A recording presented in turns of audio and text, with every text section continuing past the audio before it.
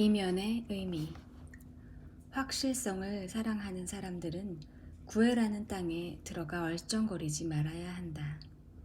그 땅에서는 모든 웃음과 모든 언어가 12,000가지는 아니라고 하더라도 12가지 가능성을 열어젖힌다. 정상적인 생활에서는, 그러니까 사랑 없는 생활에서는 액면가치로 받아들여질 수 있는 말들이 이제 어떤 사전으로도 다 풀어낼 수 없는 의미를 지니게 된다. 그러나 구애를 하는 사람에게는 모든 의심들이 한 가지 중심적인 질문으로 환원되고, 구애자는 판결을 기다리는 범죄자처럼 떨면서 그 질문을 마주하게 된다. 그가 나를 바라는 것일까? 바라지 않는 것일까? 클로이를 소유할 수 없었기 때문에 만나고 나서 며칠 동안 그녀의 생각이 끊임없이 나를 따라다녔다. 킹스크로스 근처에 있는 사무실의 설계도를 완성하는 일 때문에 정신없이 바빴지만 내 마음은 무책임하게, 그러나 저항할 수 없이 그녀에게로 되돌아가곤 했다. 사모의 대상 주의를 맴돌고자 하는 욕구는 완강했다. 그녀는 당장 처리해야 하는 긴급한 일처럼 계속 내 의식을 뚫고 들어왔다. 물론 아무런 의미가 없는 생각들이었다. 그 생각들은 객관적으로 말해서 시시하기 짝이 없었다. 이러한 클로이 꿈 가운데 몇 가지는 이런 식이었다. 아, 클로이는 정말 감미로워 라면 얼마나 좋을까. 이보다 시각적인 것도 있었다. 1. 비행기 창틀을 배경으로 한 그녀의 얼굴. 2. 물기가 촉촉한 그녀의 녹색 눈. 3. 순간적으로 아랫입술을 깨물던 그녀의 치아. 4. 하품을 할 때 그녀의 목의 기울기. 5. 그녀의 두 앞니 사이의 간격. 내가 이만큼 부지런히 그녀의 전화번호도 불러댔다면 좋았을 것을. 그 숫자들은 내 기억에서 완전히 증발해버렸던 것이다. 클로이의 아랫입술의 이미지를 되풀이해 떠올리는 것이 더 보람있게 시간을 보내는 방법이라고 생각했는지도 모르겠다. 그 번호가 뭐였더라? 607-9187, 609-7187, 601-7987, 690-7187, 610-7987, 670-9817, 687-7187. 탐색의 출발은 좋지 않았다. 607-9187은 내가 사랑하는 사람의 거처가 아니라 어퍼스트리트의 장의사 전화번호였다. 그러나 그곳은 한참 동안 고달픈 대화를 나눈 뒤에야 자신이 장의사라고 밝혔다. 대화를 나누는 도중에 나는 애프터라이프 장의사에도 클로이라는 이름의 직원이 있다는 것을 알게 되었다. 그녀는 전화를 받더니 한참 동안 고민하면서 내 이름을 기억해내려고 했다. 결국 내가 납골단지에 대해서 문의를 했던 고객이라고 결론을 내렸다. 그러나 마침내 이름을 둘러싼 혼란이 사라지고 나는 땀에 흠뻑 젖은 채 얼굴이 시뻘개져서 전화를 끊었다. 삶이 아니라 죽음에 다가갔으니. 마침내 다음날 나는 클로이의 직장으로 전화가 연결되었지만 그녀 역시 나를 이미 내세로 쫓아보낸 사람 같았다. 지금 몹시 바쁘거든요. 잠깐만 기다려주시겠어요? 그녀는 비서처럼 대꾸했다. 나는 기다렸고 속이 상했다. 내가 우리 사이를 아무리 친밀하게 상상했다 해도 사무실이라는 공간에서 우리는 낯선 사람들이었다. 이윽고 클로이가 전화로 돌아왔다. 여보세요? 미안해요. 지금은 이야기를 할 수가 없어요. 내일 인쇄할 부록을 준비하느라 정신 없거든요. 제가 전화를 드리면 안 될까요? 한 곱이 넘어가면 집이나 사무실로 전화를 드리도록 할게요. 전화기는 전화를 하지 않는 연인의 악마 같은 손에 들어가면 고문 도구가 된다. 클로이가 며칠 뒤에 전화를 걸어왔을 때 나는 연습을 너무 많이 하는 바람에 오히려 준비했던 말을 제대로 하지 못했다. 나는 양말을 널다가 기습을 당했다. 나는 침실에 있는 전화로 달려갔다. 내 목소리에는 긴장과 분노가 담겨 있었는데 만일 종이에 쓰는 글이었다면 나는 그것을 능숙하게 지워버릴 수 있었을 것이다. 말을 할 줄 모르는 사람들에게는 글쓰기가 유혹이 된다. 어이쿠, 놀랐습니다. 전화를 다 주시고. 나는 설득력 없는 목소리로 말을 이어갔다. 언제 점심 한번 같이 해야 하는데. 점심이요? 이런, 정말이지 이번 주에는 할 수가 없어요. 그럼 저녁은 어떨까요? 지금 다이어리를 보고 있거든요. 그런데 믿어지지 않으시겠지만 그것도 어려울 것 같네요. 괜찮습니다. 말은 그렇게 했지만 말투는 그 반대의 의미를 강하게 드러내고 있었다. 하지만 이러면 어떨까요? 혹시 오늘 오후에 시간을 낼 수 있으세요? 오늘 오후에 내 사무실에서 만나 국립미술관을 한 바퀴 돌거나 다른 걸 해보는 거예요. 의문은 줄어들지 않았다. 베드퍼트 스트리트에 있는 그녀의 사무실에서 트라팔가 광장까지 함께 걸으면서 클로이는 무슨 생각을 했을까? 한편으로는 한 주 전에 비행기에서 잠깐 만났을 뿐인 남자와 오후 근무를 빼먹고 미술관을 돌아다녀서 행복해 보였다. 그러나 다른 한편으로 그녀의 행동에는 우리의 동행을 예술과 건축에 대해서 지적인 토론을 할 기회 이상의 것으로 여긴다는 암시가 전혀 없었다. 순수와 공모의 중간에 걸려있는 클로이의 모든 행동에는 나를 미치게 만드는 의미들이 담겨 있었다. 그녀의 문장의 끄트머리에서, 그녀의 웃음의 입꼬리에서 유혹의 흔적을 찾아낸 것 같은데 맞나? 아니면 나의 욕망이 순수의 얼굴에 투사된 것 뿐일까? 우리는 이탈리아 초기 화가들부터 보기 시작했지만 내 생각은 그들에게 가 있지 않았다. 클로이는 성인들과 함께 있는 성모와 성자 앞에 이르자 나를 바라보며 자기는 늘 르네상스 시대의 프레스코 화가 시뇨렐리에게서 뭔가 특별한 것을 느낀다고 말했다.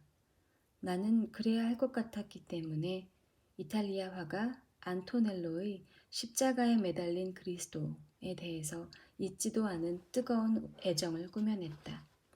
그녀는 생각에 잠긴 표정으로 캔버스에 몰두해 있었다. 미술관의 소음과 북적거림은 까맣게 잊고 있었다. 나는 몇 걸음 뒤에서 클로이를 따라가며 그림에 집중하려고 했지만 그림을 보는 그녀만 볼 수 있을 뿐이었다. 더 혼잡한 두 번째 이탈리아 전시실에서 어느 때인가 너무 가까이 붙어 있는 바람에 내 손이 그녀의 손에 닿았다. 그녀는 손을 빼지 않았고 나는 잠시 클로이의 살갗의 감촉이 내 몸을 간지리며 퍼져나가는 것을 느꼈다. 우리는 맞은편에 걸린 프렌체 화가 브론치노의 비너스와 큐피트의 우화를 보았다.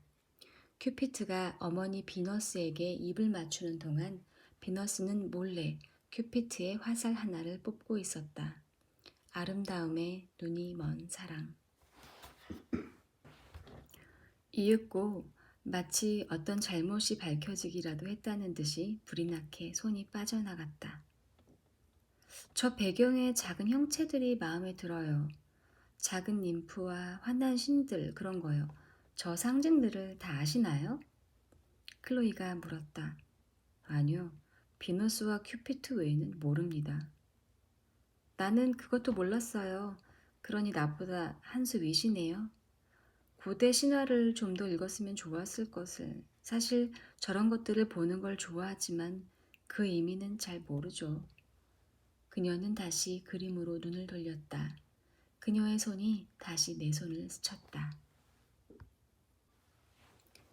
그 손은 욕망의 상징일까? 아니면 피로한 팔 근육이 아무 뜻 없이 무의식적으로 경련을 일으킨 것일까?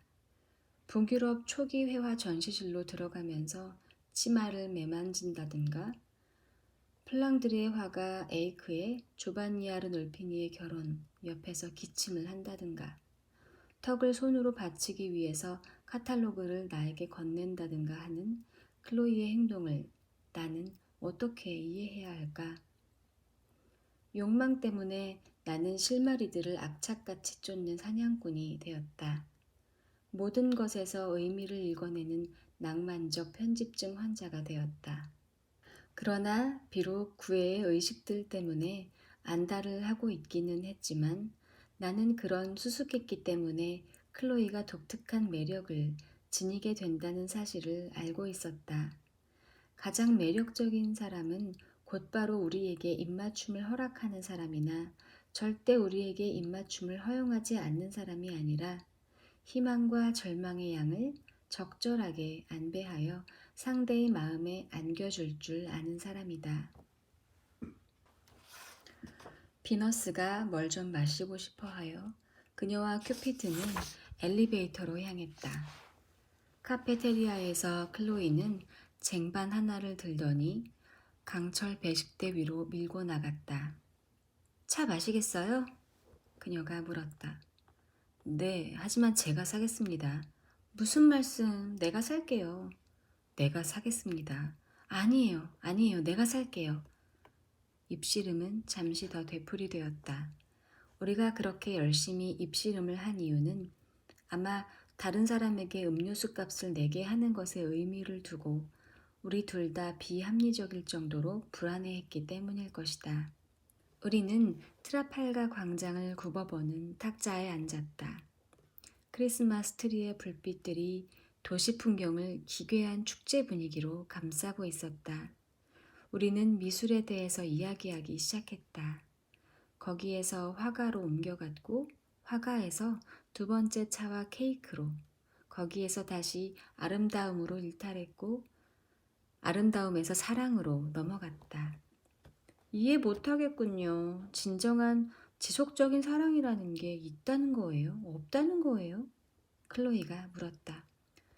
내가 말하는 것은 그것이 매우 주관적이라는 것입니다. 사랑이라고 부르는 한 가지 특질이 있다고 생각할 수는 없다는 거죠. 사람들이 사랑이라고 말할 때 그 의미는 다들 달라요. 열정과 사랑을 구별하는 것, 순간적으로 홀리는 것과 사랑을 구별하는 것은 까다로운 일입니다. 맞아요. 그런데 이 케이크 역겹지 않나요? 클로이가 말을 끊었다. 사지 말 걸 그랬네요. 그러니까 나한테 이걸 사줄 필요가 없었다는 거죠. 이런, 내가 너무 무례했네요. 사과는 서면으로 제출하시기 바랍니다. 어쨌든 진지하게 말해서 대부분의 사람들에게 사랑을 믿느냐고 묻는다면 아마 안 믿는다고 대답할 거예요. 하지만 그게 반드시 사람들의 진실한 생각이라고 할 수는 없어요. 그것은 자기들이 원하는 것을 얻지 못할 경우에 대비하여 자신을 방어하는 방식일 뿐이거든요. 사람들도 사랑을 믿지만 그렇게 믿어도 되는 상황이 오기 전에는 아닌 척하죠. 가능하기만 하다면 대부분의 사람들이 냉소주의를 던져버릴 거예요. 하지만 다수는 그럴 기회를 결코 얻지 못하죠. 그녀가 말하는 대부분의 사람들이란 누구일까? 내가 그녀의 냉소주의를 쫓아낼 남자일까? 우리는 지금 우리 탁자 위에 놓인 문제가 사랑 그 자체의 본질이 무엇이냐가 아니라 우리가 서로에게 무엇이냐 그리고 무엇이 될 것이냐라는 것을 무시한 채 사랑에 관하여 추상적으로 이야기했다. 아니면 사실 탁자 위에는 먹다만 당근 케이크와 차 2잔 외에 아무것도 없었던 것일까? 혹시 추상적인 것이 클로이가 원했던 전부는 아닐까? 그냥 자신이 진정으로 하고 싶은 이야기를 하고 있었던 것은 아닐까? 그러나 이것은 입으로 하는 말은 절대 진정으로 하고 싶은 말이 아니라는 구애의 제1규칙을 정면으로 위배하는 일이었다. 우리의 머뭇거림은 하나의 게임이었다. 그러나 진지하고 유용한 게임이었다. 이런 게임을 통해 내키지 않아 하는 파트너를 불쾌하게 만드는 일을 최소화할 수 있고, 원하는 파트너를 서로에 대한 욕망이라는 전망 속으로 서서히 끌어들일 수 있었다.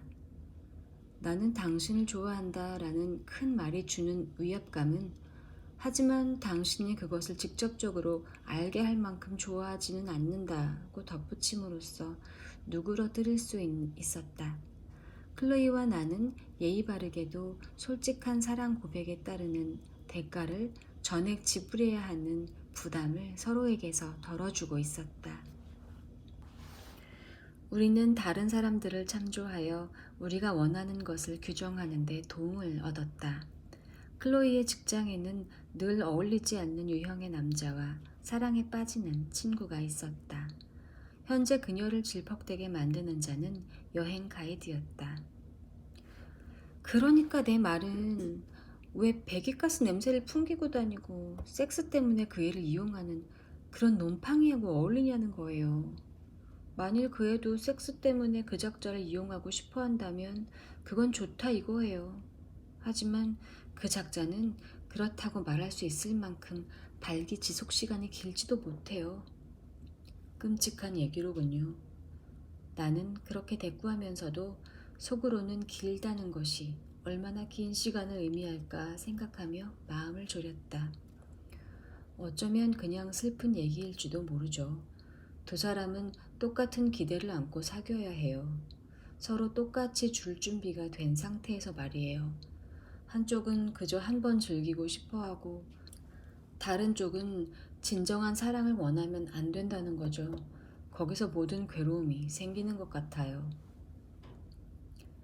6시가 지나 그녀의 직장도 마칠 시간이었기 때문에 나는 클로이에게 이왕 이렇게 된 것, 오늘 밤에 나와 함께 저녁을 먹어도 되지 않겠느냐고 물었다. 그녀는 그 제안에 웃음을 짓더니 잠깐 창밖으로 세인트 마틴 인 더 필즈를 지나가는 버스를 물끄러미 바라보았다. 이윽고 그녀는 눈길을 거두며 말했다. 고맙지만 사양하겠어요. 그건 정말 안 되겠어요. 내가 막 절망하려는 순간 그녀는 얼굴을 붉혔다. 사랑하는 사람이 보내는 모호한 신호들과 마주쳤을 때 이런 분명한 태도의 결여를 수줍음 탓으로 돌리는 것보다 더 좋은 설명이 어디 있겠는가. 사랑하는 사람도 바라기는 하지만 너무 수줍어서 그렇다고 말을 못한다. 이렇게 자신의 유혹의 대상이 수줍어한다고 말하고 싶은 사람은 절대 실망하지 않는다. 어머, 정말 중요한 걸 잊었네. 클로이는 얼굴을 붉힌 것에 대해서 다른 설명을 내놓는다. 오늘 오후 인쇄소에 전화를 하기로 했는데 그걸 깜빡하다니 내가 제정신이 아닌가 봐. 구애하는 사람은 동정심을 보여준다. 그런데 저녁 얘긴데요. 나중에 꼭 같이 하기로 해요. 나도 같이 저녁을 먹고 싶어요. 정말 그러고 싶어요. 하지만 지금은 어려워요. 다시 다이어리를 확인해 보고 내일 전화를 드릴게요. 약속해요. 잘하면 주말 전에 시간을 낼 수도 있을 것 같아요. 진정성. 가장 매력을 느끼지 못하는 사람을 가장 쉽게 유혹할 수 있다는 것은 사랑의 아이러니 가운데 하나이다. 내가 클로이를 사랑한다는 것은 나 자신의 가치에 대한 모든 믿음을 잃었다는 뜻이다. 그녀와 비교하면 나는 도대체 무엇일까? 그녀가 내 초라한 입에서 떨어지는 말, 그것도 내 혀가 풀려야 가능하겠지만 가운데 몇 마디에 기꺼이 대꾸를 해주는 것도 영광인데, 하물며 나와 저녁 식사를 하기로 약속하고 또 아주 우아하게 차려입고 나왔다는 것. 이 옷 괜찮아요? 그녀는 차 안에서 묻더니 덧붙였다. 괜찮아야 돼요. 6번씩이나 옷을 바꿔 입어볼 수는 없는 것 아니에요? 최고의 영광이 아닌가. 금요일 밤이었다. 클로이와 나는 최근에 플럼로드 끝에 문을 연 프랑스 레스토랑, 위험한 관계라는 뜻의 렐 리에종 당제리즈의 구석자리에 앉았다. 클로이의 아름다움을 돋보이게 하는데 그보다 나은 배경은 없었을 것이다. 샹들리에는 그녀의 얼굴에 부드러운 그림자를 드리워 주었고 옅은 녹색의 벽은 그녀의 옅은 녹색 눈과 조화를 이루었다. 나는 마치 탁자 건너에 천사를 마주하고 앉아있기라도 한 것처럼 정신이 멍해져서 생각을 하거나 말을 할 능력을 완전히 잃어버렸다. 아무 말 없이 풀을 먹인 하얀 탁자보에 손가락으로 무늬를 그리거나 목이 마르지도 않은데 커다란 유리잔에 든 탄산수를 홀짝일 뿐. 나는 열등감 때문에 나 자신이 아닌 인격, 나의 고귀한 동행자의 모든 요구와 암시에 반응하는 구애의 자아를 내세워야 했다. 사랑 때문에 나는 클로이의 눈을 상상하고 그 눈을 통하여 나 자신을 보게 되었다. 클로이를 기쁘게 하려면 나는 누가 되어야 하나? 나는 그렇게 자문했다. 그렇다고 극악한 거짓말을 했다는 것은 아니다. 그저 클로이가 무슨 말을 듣고 싶어 할지 계속 미리 예상을 하려 했을 뿐이다. 포도주 좀 드실래요? 나는 그녀에게 물었다. 글쎄요, 포도주 좋아하세요? 그녀가 되물었다. 드시겠다면 난 상관없어요. 좋으실 대로 하세요, 원하는 대로. 나는 아무 쪽이나 좋은데요. 나도 찬성이에요. 그럼 마셔야 하나 말아야 하나? 나는 안 마시는 것이 좋겠어요. 그래요. 나도 별로 마시고 싶지 않군요. 그럼 포도주는 마시지 말기로 하죠. 좋습니다. 그럼 물만 마시죠. 첫 번째 코스가 나왔다. 요리를 담은 접시들의 배치는 잘 꾸민 프랑스 정원 특유의 대칭성을 보여주었다. 너무 아름다워서 손대기가 그러네요. 클로이가 말하고는 덧붙였다. 이런 구운 참치는 먹어본 적이 없어요. 우리는 먹기 시작했다. 그러나 도자기에 나이프와 포크가 부딪히는 소리뿐이었다. 할 말이 없는 것 같았다. 클로이는 너무나 오랫동안 나의 유일한 생각이었지만 지금 이 순간에는 내가 그녀와 공유할 수 없는 하나의 생각이었다. 침묵은 저주스러웠다. 매력적이지 않은 사람과 함께 있을 때 둘 다 입을 다물고 있으면 그것은 상대가 따분한 사람이라는 뜻이다. 그러나 매력적인 사람과 함께 있을 때 둘 다 입을 다물고 있으면 따분한 사람은 나 자신이 되고 만다. 물론 침묵과 서툰 태도는 욕망의 애처로운 증거로 여길 수 있다. 별로 마음이 끌리지 않는 사람은 유혹하기가 쉽기 때문에 유혹에 서툰 사람이 오히려 진정한 마음을 가진 사람이라고 관대하게 봐줄 수도 있다. 정확한 말을 찾지 못한다는 것은 역설적으로 정확한 말을 의도하고 있다는 증거가 되는 경우가 많다.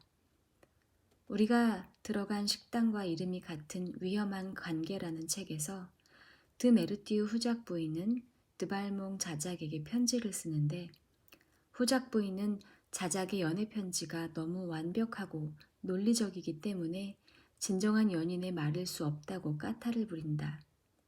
진정한 연인의 생각은 두서가 없고 말은 조리가 안 선다는 것이다.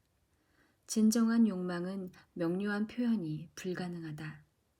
그러나 나는 그 순간에는 나의 말의 변비를 자작의 다변과 바꾸고 싶은 마음이 간절했다. 나는 클로이에 대해서 좀 더 알아내야 했다. 어떤 거짓 자아를 채택할지 알아야 진짜 자아를 버리든지 말든지 할 것 아닌가.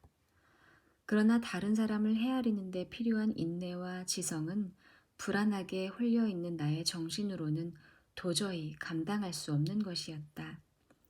그래서 나는 환원적인 사회 심리학자처럼 행동했다.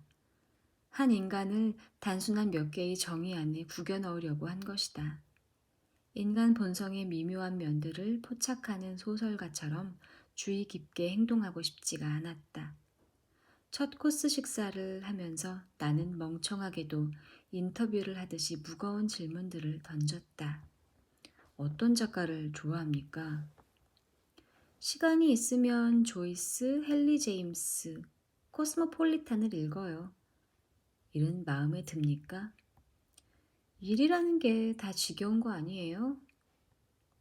아무 데서나 살 수 있다면 어느 나라에서 살고 싶습니까? 여기도 괜찮아요. 헤어드라이어 플러그를 바꿀 필요가 없는 데라면 아무 데라도 좋아요. 주말에는 주로 뭘 합니까? 토요일에는 영화를 보고 일요일에는 저녁에 우울해지면 먹을 초콜릿을 쟁여둬요. 그런 서툰 질문들 배후에는 가장 직접적인 질문으로 다가가려는 초조한 시도가 있었다. 당신은 누구입니까? 그리고 그것과 연결되는 나는 누구여야 합니까? 그러나 그런 직접적인 태도는 실패할 수밖에 없는 운명이었다. 내가 그렇게 하면 할수록 내 연구 대상은 그물 사이로 빠져나가면서 자신이 무슨 신문을 읽는지, 무슨 음악을 좋아하는지만 알려주었다. 그런 것들을 안다고 해서 그녀가 누구인지 깨달을 수 있는 것은 아니었다. 클로이는 자기 이야기를 하는 것을 싫어했다. 겸손과 자기 비하가 그녀의 가장 분명한 특징이었는지도 모르겠다.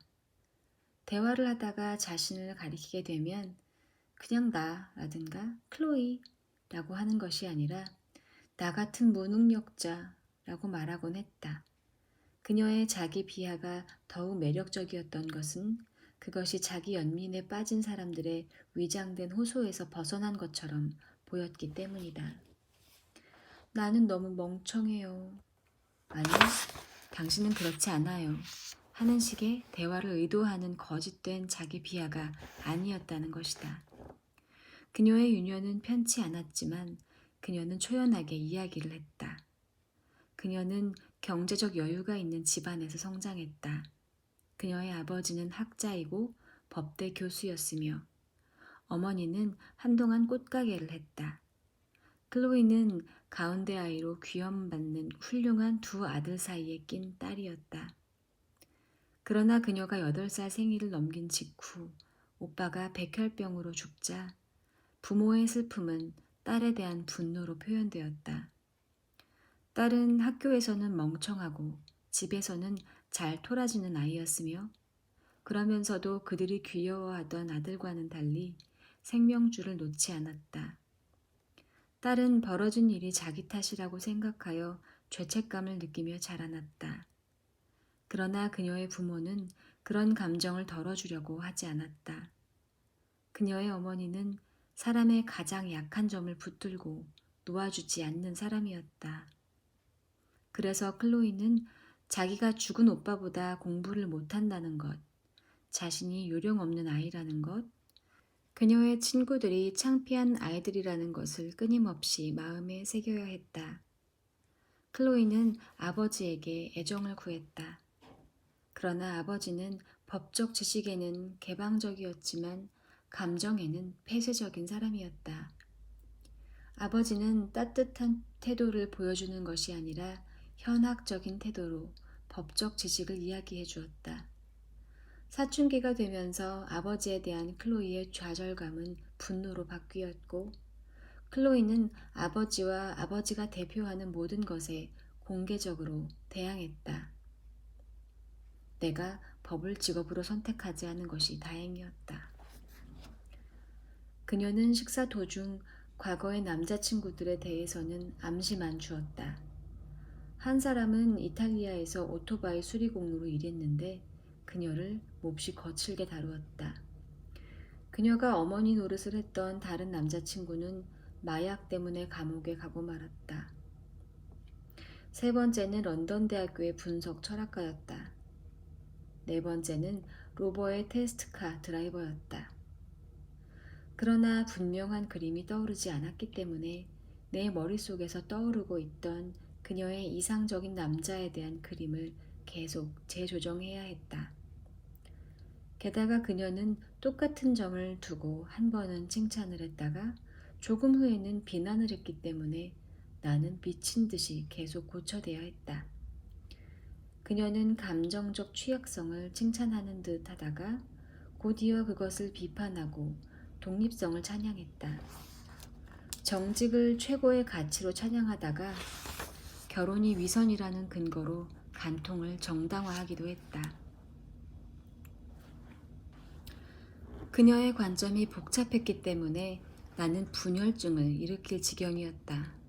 메인 코스 때는 지뢰가 박힌 습지를 걷는 기분이었다. 두 사람이 오직 서로만을 위해서 살 수 있다고 생각하나요? 어렸을 때 힘들었나요? 진정한 사랑을 해본 적이 있나요? 감정적인 사람이세요? 아니면 지적인 사람이세요? 지난 선거에서 어디에 투표를 했어요? 좋아하는 색이 뭐예요? 여자가 남자보다 불안정하다고 생각하세요? 독창성이라는 것은 자신이 하는 말에 동의하지 않는 사람들을 소외시킬 위험이 있기 때문에 나는 그쪽으로는 전혀 다가갈 수가 없었다. 클로이는 다른 고민에 빠져 있었다. 디저트를 먹을 시간이었기 때문이다. 그녀에게는 한 가지 선택밖에 없었지만 욕망은 한 가지가 넘었다. 어떻게 생각하세요? 초콜릿이 나을까요? 캐러멜이 나을까요? 그녀가 물었다. 이마에 죄책감의 흔적이 드러났다. 그녀가 덧붙였다. 하나씩 시킨 다음에 나눠 먹을 수도 있겠네요. 나는 둘 다 먹고 싶지 않았다. 그때까지 먹은 것도 소화가 제대로 안 되었기 때문이다. 그러나 그것은 중요한 문제가 아니었다. 나는 초콜릿을 정말 좋아해요. 어떠세요? 클로이는 이렇게 묻더니 덧붙였다. 나는 초콜릿을 좋아하지 않는 사람을 이해할 수가 없어요. 전에 어떤 남자를 사귄 적이 있는데 아까 말하던 로버트라는 사람 말이에요. 나는 그 사람하고는 한 번도 편안했던 적이 없어요. 이유를 알 수가 없었죠. 그러다 어느 날 모든 것이 분명해졌어요. 그 사람이 초콜릿을 좋아하지 않았던 거예요. 아니, 그냥 좋아하지 않는 정도가 아니라 정말 싫어했죠. 초콜릿바를 앞에다 갖다 놓아도 손도 내밀지 않을 사람이었죠. 나로서는 상상도 할 수가 없는 일이에요. 그 점이 분명해지자 짐작하시겠지만 우리가 헤어져야 한다는 것도 분명해졌죠. 그렇다면 우리 둘 다 시켜서 서로의 것을 맛보는 게 좋겠군요. 그런데 어느 쪽이 더 마음에 드세요? 나는 상관없어요. 클로이가 거짓말을 했다. 그래요? 상관이 없으시다면 내가 초콜릿을 먹죠. 나는 초콜릿이라면 도무지 참지를 못하거든요. 저 아래에 있는 더블 초콜릿 케이크 있죠? 저걸 주문해야겠어요. 다른 것보다 초콜릿이 훨씬 더 많이 들어있는 것 같으니까. 정말 벌받을 짓을 하시네. 클로이는 기대감과 수치가 뒤섞인 감정 때문에 아랫입술을 깨물며 덧붙였다. 하지만 뭐 어때요? 그쪽 말이 절대적으로 옳아요. 인생은 짧고 뭐 그런 거 아니겠어요? 그러나 나는 거짓말을 했다. 사실 나는 초콜릿에 알레르기가 있는 편이었다. 하지만 그런 상황에서 초콜릿에 대한 사랑이 클로이와 맺어지는데 결정적 기준이 되는 상황에서 어떻게 정직할 수 있을까? 나는 다른 사람에게 끌리는 것은 곧 나의 모든 개인적 특정들을 버리는 것이라고 결론을 내렸다. 나의 진짜 자아는 사랑하는 사람에게서 발견되는 완벽성과 화해 불가능한 갈등 관계에 있으며 따라서 무가치할 수밖에 없기 때문이다. 나는 거짓말을 했다. 그러나 그랬다고 해서 클로이가 그것 때문에 나를 더 좋아하게 되었을까? 그러나 묘하게도 그녀는 내가 초콜릿을 먹겠다고 강하게 주장하자 실망감을 드러낼 뿐이었다. 아마 캐러멜의 열등한 맛을 생각해서 그랬던 것인지도 모른다.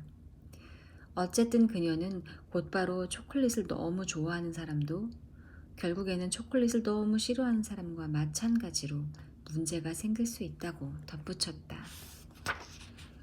우리가 매력을 느끼는 것은 계획이 아니라 우연이다. 클로이가 어떤 행동을 했기에 내가 그녀를 사랑하게 된 것일까? 그녀에 대한 나의 사랑은 그녀의 정치적 입장이나 신중하게 고른 옷만큼이나 그녀가 웨이터에게 버터를 주문하는 모습이 귀엽다는 사실과도 관련을 맺고 있었다. 가끔 여자들이 나를 유혹하려고 어떤 행동을 하는 경우가 있었지만 내가 그런 행동에 반응을 보인 적은 거의 없었다. 나는 아주 주변적인 작은 것들에 끌리는 경향이 있었다. 유혹하는 여자 자신도 의식하지 못하기 때문에 전면에 내세우지 못하는 것들. 나는 코 밑에 약간 솜털이 있는 여자를 사랑한 적이 있다. 보통 나는 여자의 콧수염에는 까다로운 편인데 이상하게도 이 여자의 경우에는 거기에 매력을 느꼈다. 내 욕망은 그녀의 따뜻한 웃음, 긴 금발, 지적인 대화보다도 그 솜털이 있는 곳에 집중하겠다고 고집을 부렸다.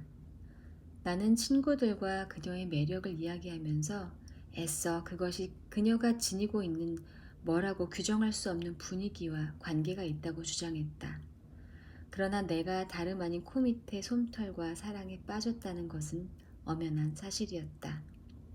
다시 그 여자를 만났을 때 누가 전기 분해 요법을 권했는지 솜털은 사라지고 없었다. 내 욕망도 그녀의 솜털을 따라서 사라져버렸다.